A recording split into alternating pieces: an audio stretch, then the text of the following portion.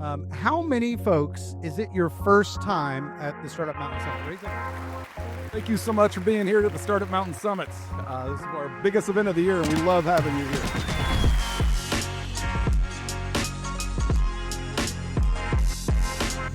I'm really excited to be here, so much so that even a government shutdown and 2 canceled flights couldn't stop me from being here today.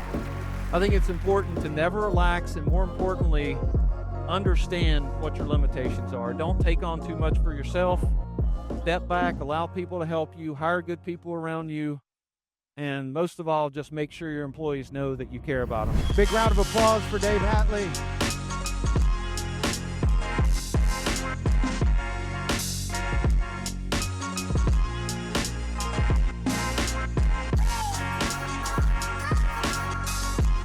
First place, winning $10,000 is Top Tier Lessons.